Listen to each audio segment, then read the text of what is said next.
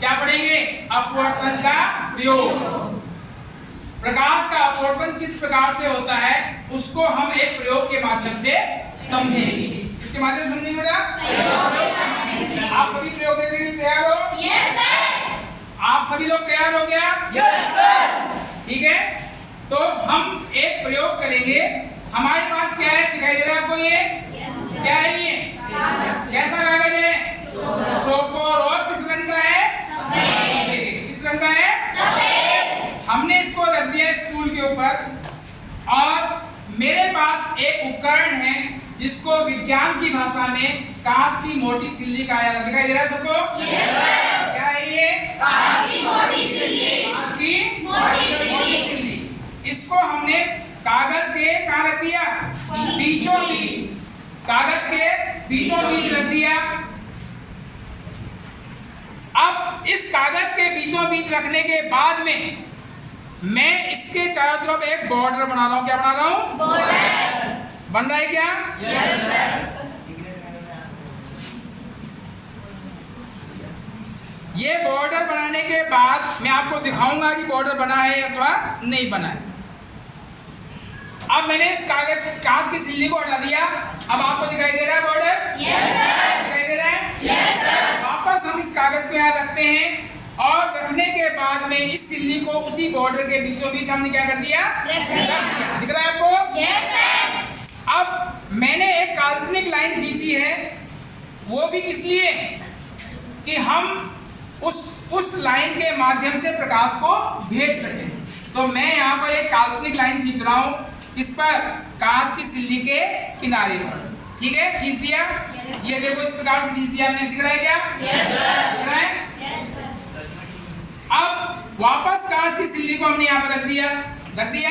yes, रख दिया क्या? yes, मेरे पास एक उपकरण है जिसको हम बोलते हैं लेजर लाइट। आपको दिखाई दे रहा होगा, ये दिख रहा है क्या?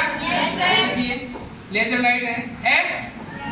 इस लेजर लाइट के प्रकाश को इस लाइन से हमें गुजारना है ताकि इस पर टकराए। दिख रहा है क्या? yes, sir। एक बार लाइट बंद करना बेटा।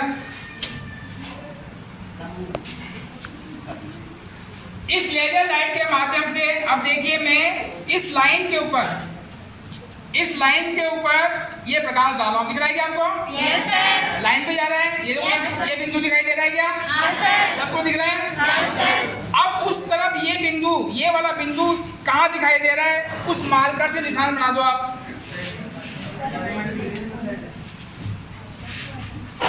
बना दिया? yes, sir। बना दिया क्या? yes, sir। एक बार आप देखो, बन गया? yes, sir। अब हमने इस लेजर लाइट को यहाँ से क्या कर देना है? बंद कर देना है। ठीक, अब लाइट जलाइए बेटा। अब हम ये जो लाइन खींची थी हमने काल्पनिक, उसको हम आगे बढ़ाते हैं डॉटेड लाइन से। बढ़ा दिया? yes, तो आपने जो निशान लगाया था यहाँ पर लगाया क्या? yes, ये निशान से ये रेखा मिल रही है क्या? yes, नहीं मिल रही है। अब हम क्या करते हैं कि यहाँ एक अभिलंब खींचते हैं। मैं अंदाज से खींच रहा हूँ अभिलंब। ये अभिलंब का मतलब 90 डिग्री का कोण बनाना है। इसके ऊपर में क्या बनाना है? 90 डिग्री का कोण। ये 90 डिग्री का कोण बना दिया। और यहाँ पर भी जहाँ पर ये मिली थी वहाँ पर भी हम क्या बना देते हैं? 90 डिग्री का कोण बना देंगे। तो ये 90 डिग्री का कोण किसका काम करेगा? अभिलंब का। किसका? अभिलंब का। आपने निशान यहाँ लगाया था क्या? कहाँ लगाया था? ये लगाया था? Yes sir. इसको हम सीधा खींचें, इसको हम सीधा खींचें तो ये लाइन देखिए कहाँ जा रही है? यहाँ जा रही है। दिख रहा है क्या? yes, sir। मूल पथ प्रकाश का कहाँ था? ये था।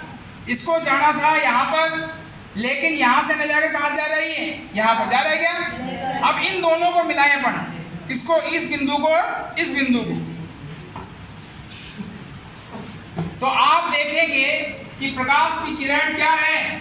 अपने मूल पथ से क्या हो गई है?